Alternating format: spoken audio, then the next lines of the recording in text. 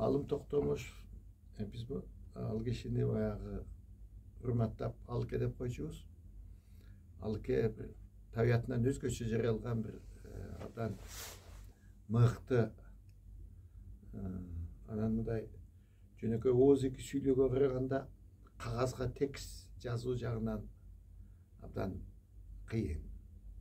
Анан ушул баягы жазганын окуганда ушул кантип кишинин колунан чыкты экен, кантип жазды экен деп баягы сөздүн баркын сөздүн кунун билгендер аябай суктанып, аябай бир ошолорду тамшантып өзгөчө бир таасир эткен бир сыйкырдуу калемдин ээси эле да. Анан ал киши жөнүндө биринчи кабарды мага Каныбек Эдилбаев рахматтуулук айтты эле. Ай, мына ушул алыкенин муунундагылар кыйын. Ошолор ушу СКнын маңдайына келип алып, кече күнү Фрунзеге каражаты СКнын уруксаты жок, бюронун чечими жок деп ушинтип бир жазышып, булар баарына мындай бир сын көз менен караган социализм ошондо гүрүлдөп күчүндө турган кез эле да, мына ошо 60-жылдардын аягы, 70-жылдардын башы. Анан ошондой күчүлдөп жүргөн кезинде мен кийин ойлоп калдым, ошо алыкедагы эменин жана үч тамганын кылтагына иленген. Анан эптеп жанагындай эме таап бир шылтоо таап, анан кийин ал киши өзү айткандай жаш кезинде аябай өтө катуу бир сыноого туш келди да. Анан ошол катуу сыноого дагы ал киши биротоло моюн сунуп калбай, анан ошол түрмөдө жана абакта жатып дагы укмуш ыйларды жазып, анан анын өзүнүн ошол баягы темир канат кезинде жазгандары ошол элге, адабиятты түшүнгөн, поэзияны түшүнгөндөргө жетип, анан жанагынтип Шербет эженин жүрөгүнө жетип, экөөнүн ортосунда ашыктык сезимден багылып, ал киши баарына кайыл болуп, анан кийин экөө ошентип баягы турмуштун кайгыны чогуу түшүп, анын канча толкундарына баш бербей, бийик адамдык нарк насил менен жашап өтүп кетишти. Алыке өзү мындай жөнөкөй күндөлүк турмушта көп нерсеге мындай ишенбеген, бардык нерсеге мындай сынчыл маанайда караган киши болчу. Анан ал киши мындай элдин баары менен эле мындай коюн колтук алышып жакын болуп деле кетчү эмес. Өзүнө мындай жакшы көргөн, өзүнүн көңүлүнө жаккан киши менен гана мындай сүйлөшүп, анан ошол эме кылып баягы ичтеги баягы чогулуп калган бир сырларын бөлүшүп баягы эме болуп калды. Биз алык экөөбүз жана Асаба гезитинде чогуу иштеген кезде абдан ынтымак болуп калдык. Ал киши мен жана республикада иштеп жүргөндө биздин республиканы кыйын жакшы көрөт эле. Ал киши өзү мындай эркин маалымат каражатын, эркиндик дегенди кыйын өзгөчө пир тутат эле да. Анан ошондон мага мындай бир колдоп, мени аябай бир дайыма колунан келишинче мындай көтөрмөлөп жүргөнгө аракет кылчу. Себеп дегенде Асабада биздин жана макалаларыбыз башкы редактордун 3 орун басары бар болчу. Башкы редактор Мамат болчу. Анан Түгөлбай Казаков орун басары, Алым Токтомуш орун басары. Андан кийин тигил Кубат Отурбаев орун басары болчу. Анан менин макалаларым Алыкенин колуна түшчү. Негедир Алыке мен карап чыгамда, анан кийин Алыке ошол менин макалаларымдан бир макалама рубрика койгондо уйга жүгөн салбайт, Усубалиевке да деп рубрика кылып атап коюптур да макаламда. Андай жок эле мендечи. Анан ал макалага чычалап анан кийин Турдакун Усубалиев фестиваль коллективдүү сотко бергенден мен да кошуп койбодум. Анан кийин дагы бир макалам Бакырчак Төөнүн баары жакшы деген неме кылып макалага тема койгону мага алке тийген жок. Бирок эмне үчүн баары жакшы дейт. Баары жакшы деп дейт го жок. Бул партиялык жана номенклатурщиктер үчүн баары жакшы, бар эмес, баары. Колдо болгон эмес, баары жакшы деген ушундай эмаланан ошол киши менен ошондой эле чогуу иштешип калдык. Чогуу иштешкенде мен бир нерсени мен дайыма ал кишиге айтат элем, алке. Ушу сиздин досторуңуздун баары эле бар болсо да көп өтүп кетти. Ушуларды бир эскерип койбойсузбу? Жазып койбойсузбу? Анан кимди? Мына ушу менин Манас акемди эле жазыңыз, Казакбаевди. Жазыш керек эле, Манас кыйын болчу. Турдалалбаевди жазыңыз. Анан Давылды Мукановду, башкаларды бүт эле анан Тургунбай Эргешевди. Бүт эле кетти да. Анан ошо чогуу чыккан немелер десем ал киши мындай макулдечү, бирок жазчу да эмес. Кийин жанагы Жорабек Султаналиев жөнүндө жазган эскерүүсүнөн кийин мен түшүндүм эмне үчүн жазбай жүргөнүн, эмне үчүн жазышка мындай даай алып атканын. Себеби ошо жазган сайын кайра ошол кезине келип анан аны менен анан баягы дагы жашап өзүнө оор баягы мен алып келип алат экен да. Анан ушул Жорабек Султаналиевди жазганда абдан мындай ошол жана бизде некролог дейбиз, эскерүү дейбиз. Мына ошол эскерүү жазуунун анан портретин түзүүнүн бир өзүнчө бир үлгүсүн көрсөтүп кетти. Жалаң жакшы жагын эмес, аны кишинин мына айрыкча мага бир эпизоду жагат. Эмеге Аман Токтогулов айтып атпайбы? Айтматов менен тең ата болом деп анан келип үч бүгүлүп анан учураштың го ийилип, түпкүчтө ийилип дегенде, ай, кенилерди ошентип мактап отурбайбы албаса, аларга жетпейсиң деп айтты деп анан ай сага дагы жок экен деп анан ошол кезде дагы мага Аман Токтогулов эле кат жазчу эле түрбөдө жатканымда. Анан Алымбай Байбача эми сага бул жазуулар союзунда тиги буларда жаңылыктарды эми кызыгы деле жок. Анткенче мен Жорабектин жорттарынан эле жазып берейин, айтып берейин деп ушинтип жазчу эле тигилтеме. Анан бирок кийин жана Жаңы Ала тоого иштеп жүргөндө Манас Казакбаев жөнүндө эскерүү жазыптыр. Кыска. Баарыбыздан мурун дейт эме жазды, үйлөндү дейт.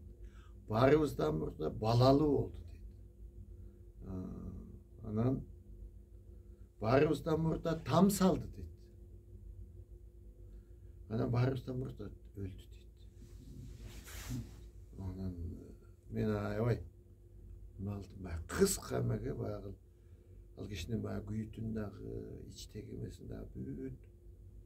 Анан эми ушул алкенин достору баарыбыз мындай бир өзгөчө жандар болчу. Мына мен Камыр эке менен агайыны болуп анча мынча жүрүп калдым. Жана Камыралы Ботаев менен чогушуп чогуу нем алышкан эле.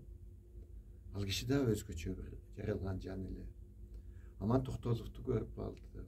Ал дагы бир Бекенас Сартовду бүт дүйнөнүн бир жакшы нерселеринин баарын ушу Бекенас эке өзүндө чогултуп алып жүргөндөй бир укмуш эме болот эле да. Анан эми ал эке өзү жөнүндө анан мындай мактоо сөздү жактырчу эмес. Antkeni al kişi bardıq nersede mınday obyektивдүү, kalыс, anan tak bir malumat beriş gerek, malumat alış gerek degen bir göz karashты tutunчу da. Anan ошон үчүн ал киши дайыма мындай ошолчо чыгармачылык кредосу дейбизби, ошондо мындай кайткан жок. Поэзиясында дагы, публицистикасында дагы, жөнөкөй жазгандарында дагы, жөн жүргөн кезинде дагы, жөнөкөй турмуштагында дагы эч качан мындай бир немеге өткөн жок да, мындай бирөөнү бир басынтып, же болбосо бирөөнү булай, бул эчтекеге жарабайт дегендей. Ал мындай жарабагандарды, халтурщиктерди, тигилерди, буларды жөн эле жалпы жонунан эле алчу, бирок мына бул халтурщик деп айтчу эмес. Анткени баягы адамдын көңүлү, адамдын баягы пенденин мындай пенделик баягы сөйлөтү, туруп-турпаты өзү бийик экенин чыгармачылыктан. Чыгармачылык деген бул салыштырмалуу нерсе экенин ал киши билчү да. Ошон үчүн мындай бул баланча палп эткизе, бул баланча халтурщик, мындан эчтеке чыкпайт. Азыр ошондой эле кээде чыгып калып атпайбы, бул баланча халтурщик, баланчадан эчтеке чыкпайт деген бул. Анан ал эми чыныгы баалуулукту, чыныгы көркөм, нарыкты, населди, чыныгы көркөм баягы асылдыкты ал киши өзүнүн чыгармачылыгы аркылуу. Анан жадесе ал киши жанагы макаласына же чыгармасына башына коюп койгон жана эпиграф аркылуу эле мындай туюнтуп койчу. Анан ал кишинин өзгөчө бир жакшы көргөн жазуучусу бул жанагы Гоголь болчу. Дүйнөлүк адабияттан Фолкнерди аябай кыйын жакшы көрчү. Бирок Гогольду мен ойлойм ушу ал кедей билген киши өтө эле аз болуш керек. Кыргызстанда эмес, жалпы эле баягы мурдагы союздук эмелердечи. Ал Гогольду ушунчалык билчү. Анан Гогольдун бир укмуш сөздөрүн баягы эме кылып алып, жана өлөсүң да дегенде ошо Гогольдон таап алган да, өзү которуп алган да. Өлөсүң да, андан башка эми буга теги жүйөнү айтсаң дагы, бул жүйөнү айтсаң дагы туура келбейт эми. Эми айла жок ала канча айыптын болосуң деп, өлөсүң да деп баягы айтып койду эле да. Анан кийин жазды дагы. Ушул баягы кеп жебес, сөз жебес, айрым кесиптештерине карата. Ошондо да баягы сылык сыпаалыгынан мындай төмөн түшпөдү. Баягы ажаан талашка түшүп, бул мындай, анан бул тигиндей деп анын бир баягы бир орустар айтып коет го, нижнее белье деп. Анан баягы ички бир айтпай турган нерсесине чейин айтып ийген бир нерселер болгон жок. Баягы мырзалыгынан төмөн түшкөн жок да. Анан ал экенин дагы бир сабагы, бул киши университетте кандай билим алганын билбейм, окуду да. Жок, 10 класста. Анан бул киши ушул жанагы өзүнчө, өз алдынча окуп, билим алып, анан ушул баягы өзү жакшы көргөн дүйнөнүн баягы кызыгына биртоло баягы кирип, анан кийин ошонун акыбетин кийин маселен ушул экономикалык, саясий темаларда макалалар жазганда ошонун акыбетин көрсөттү да. Себеп дегенде ошол Гогольдун кээ бир эмелерин ошо экономикалык макалаларына кошуп ийчү. Айтканда эле туура келчү. Анысы мындай одурайып баягы жибекке жамалган курумшудай болуп билинип калчу эмес, мындай жымыйтып, мындай билгизбей эме кылып койчу. Анткени ал кишинин баягы ой жүгүртүүсү, баягы түшүнүгү бардыгы баягы негизги ойду, негизги баягы фабуланы дайым көрүп, билип, туюп, Анан ошого жараша өзүнүн баягы пикирин айтчу да. Эми Алыкенин bir mıhtılığı bul kişi bayağı bilim alı bul ömür boyu bayağı ulantılır turgan toktol boy turgan proses ekenen. Keyin Жаңалатуу журналына келгенден кийин Алыке Жаңалатуу журналына bir мурда чыккан мыкты жарыяланган Кыргыз адабиятынын дүйнөлүк адабияттын мыкты шедеврлерин кайрадан жарыялады. Мына ол өрнөк болчу текст. Шуну окугула деп анан ал киши ошол жанагы журналда деле мындай жарыган акча же тиги мындай деле алган жок. Бирок баягы чыгармачылыкка баягы аябай суу сап калган экен. Баягы гезиттерди иштейм. Гезит деген бул эми тегирмен да үйшөп эле турат да. Сала эле бересиң да андынын бир нар жагынан акчагы да уну да баарысы чыга берет. Ал эми чыгармачылыкта андай жок да. Чыгармачылыкта баягы унду аябай майда элеп чыгарасың да. Анан шашпай эме кыласың да. Анан данды тазалап, аны жанагы саман топонунан арылтып, жалаң кызылын тандап келип, анан аны жанагы эмени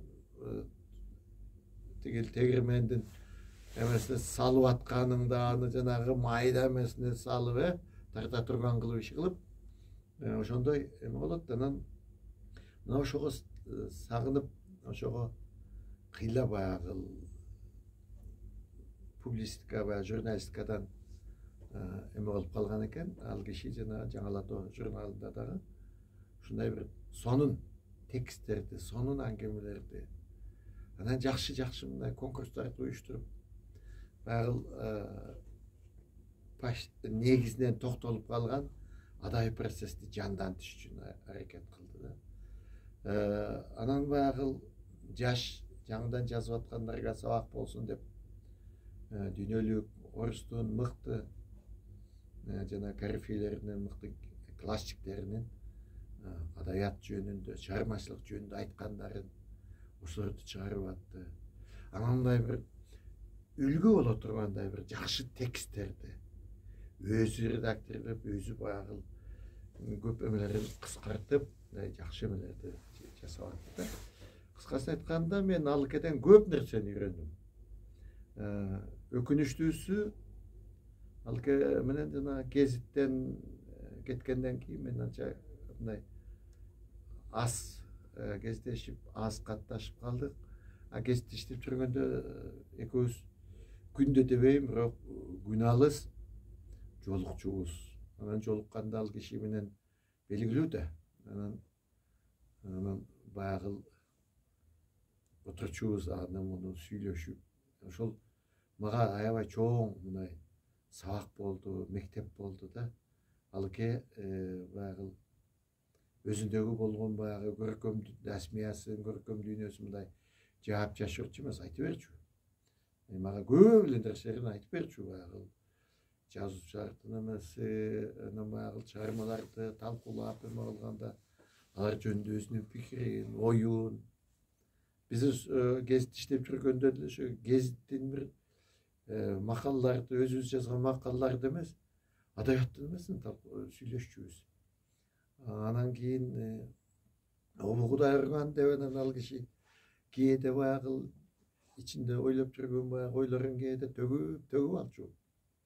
Буларды жазбайсызбы? Мен азыр ким окуйт муну? Анан окуйт. Азыр болбосо кийин окуйт. Анан мен ойлойм, Алыкенин жазгандары баягы эскирбейт. Анан кийинки муун улам жаңы муун баягы иргели отуруп ошо Алыкенин адабий мурасына, Алыкенин адабий сабагына, Алыкенин көркөм дүйнөсүнө келет деп ойлойм. Себеп дегенде бул киши мындай аз жазганы менен бул киши ушунчалык өзүнүн баягы мүмкүнчүлүгүн болушунча баягы универсалдуу пайдалана алды да. Jurnalistika dese jurnalistikasından dağımday ülgü olарлық bir işlerdi жасады. Publistika dese publistikasına dağı. Жөнü жанагы журнал, адай журналда қандай, адай журнал деген өзі қандай болуш керек, басылма өзі қандай болуш керек, бұл жағынан дағы мындай бір сабақ боларлық іштерді жасап кетті. Ошо Жаңалатоодогу мен ошо Жаңалатоо эмне үчүн кызыгып окуп калганым, анын жана электрондук версиясын интернетке чыгарып коюшкан сайттачы. Биздин Кейжи деген сайтта абдан жакшы. Алып окуй бересиң. Каалаган маалыңда, каалаган өмүңдө. Анан эгерде биздиге ошол жана Ала-Тоо журналына илгертен бери кемесин ошентип интернетке чыгарып койсом, анын азыр анчалык деле кыйынчылыгы жок. Оцифровка деп коет, ошо оцифровкалап туруп чыгарып койсо аябай эле жакшы болмок. Себеби ошол жакшы чыгармалар, жакшы эмелер улам окуп, окурман өзү эле таап алат. Муну окуш керек, анан тигини окуш керек деп атпайбы? Жок, окурман өзүнө ылайыктуу, өзүнө керектүү нерсени ошо интернеттин кене дүйнөсүнөн таап алат. Анан ошол жана Ала-Тоодо эми саналуу эле кишилер ошол Ала-Тоону чыгарышып, анан ошол Ала-Тоодо Алыкенин бир азаматтыгы ошол баягы Ала-Тоо мурдагыдай баягы көлөмү жагынан чоң болуп чыкпаса дагы, бирок компактуу, анан тыкыйган, кыргызча айтканда чыкыйган бир жакшынакай адай басылманы чыгарып, Рематлык жана Тилек Мураталиевдин колдоосу менен, ошонун аракети менен, анан Алыке менен чогуу иштешип калдым. Омар Султанов, анан жана Айдарбек Сарманбетовдор ушинтип болуп калды.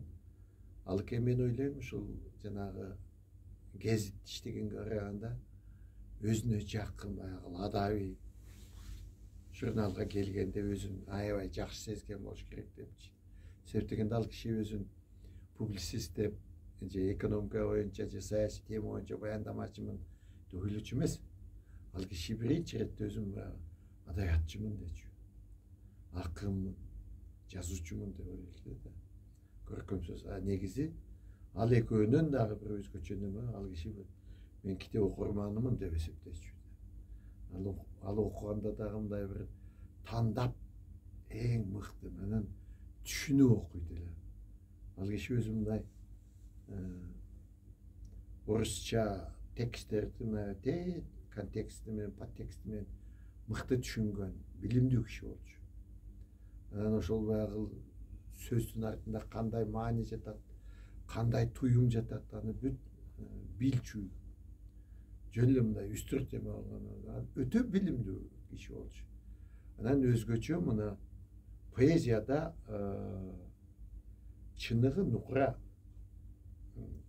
кайсы чыгарманы чыныгы поэзия чыгармасы деп айтабыз, аны билчү. Ошон үчүн ал киши жанагы кыргыз поэзиясынын антологиясы түзүп, ошол жанагы нукура баягы поэзияга талабына жооп бере турган чыгармаларды иргеп, аларды китеп кылып чыгарып, өзүнчө томдугун чыгарып, анан ошону менен баягы кыргыз поэзиясы мурда кандай эле азыр кандай ошону алаканга салгандай көрүп турган бир абдан бир кылдат туюмга ээ, жалаң эле ушу поэзия жараткан эмес, поэзиянын табиятын аябай мыкты түшүнгөн киши болчу. Ал поэзия эмес, прозаны деле ошондой түшүнчү. Ал баарын ошондой мыкты түшүнчү, себеп дегенде табият өзү ошондой кылдат туюм берген экен. Эгерде ал кишини зордуктап эле сиз эми мага мындай маселени эме кылыңыз, маселен манчанчы кылымдагы айталы Европанын философиялык ой жүгүртүүсүнүн бир диалектикасынбы, же болбосо тарыхын бир жазып чыгыңыз десе, Алыке ошону жазып чыкмак. Даярдыктан өтүп, окуп, тилин үйрөнүп, бүт баарын эме болот. Ал өзү баягы табиатты ошондой жаратып койгон киши жанагы Толубайдын жанагы тулпарындай болот экен да, чарылаттай. Ташка салса дагы, кумга салса да, күнгө салса да, музга салса да кете берет экен. Алке ошондой талант болчу.